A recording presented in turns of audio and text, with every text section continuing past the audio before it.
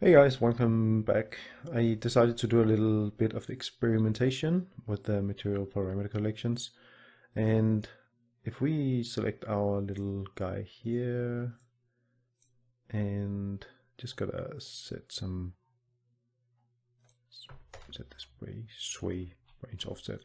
And if we take this and now bake that into a static mesh,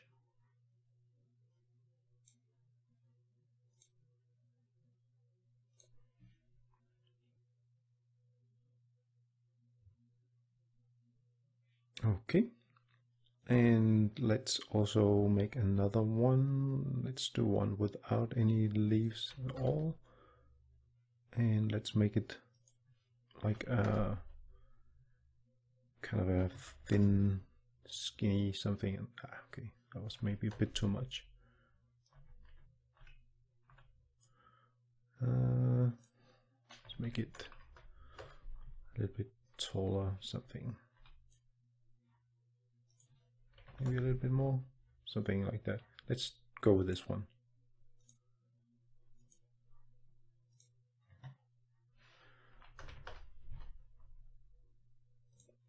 Okay, so now we have two trees here, and for some reason it forgets the first material. I can't really figure out why.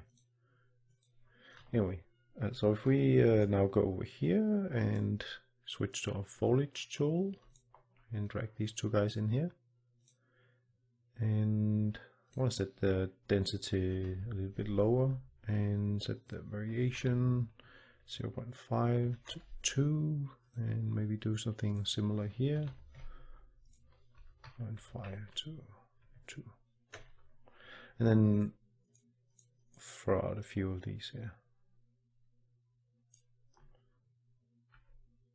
Then we get a little random forest, small funny trees here. Okay, so the cool thing about this is I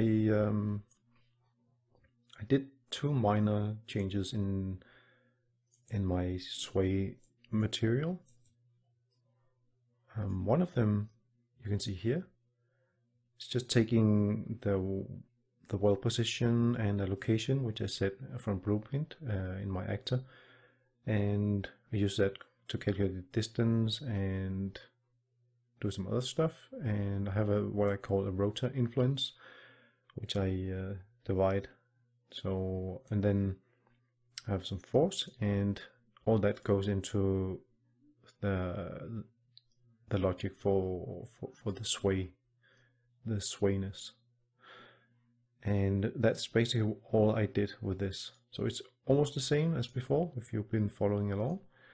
And also similarly in the twig material, I have my what I call now the ambient wind. It's just a simple grass wind, but I add that together with another setup, also just for this example, what I call the cheap ass rotor wind, which basically does the same, doing distance, blah blah blah, and then multiply that into the wind intensity and the wind height, weight, sorry.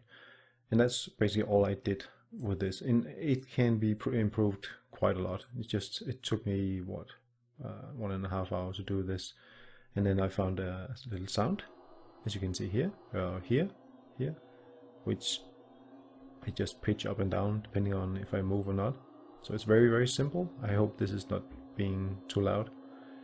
But the effect of this is that it's going to react to my location, so it will, yeah, make the trees sway more when I'm close to them. And of course it could use a fair bit of tweaking still, but I mean, this was a really quick experiment. And you can still see the trees in the distance. They are having their usual ambient wind, and the closer I get, the more the tree starts to sway.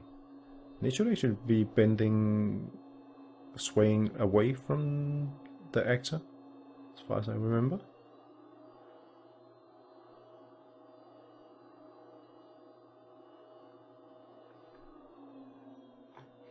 Okay, but yeah, that's basically what I wanted to show. Oh yeah, and one fun fact about this this sound here. I read on the page that this guy who made the sound, he said that I think he found a helicopter sound, and then he added this humming sound using a wind dryer, a hair dryer. That's a quite funny thing, I thought. So anyway, hope you can use this for something. So bye bye.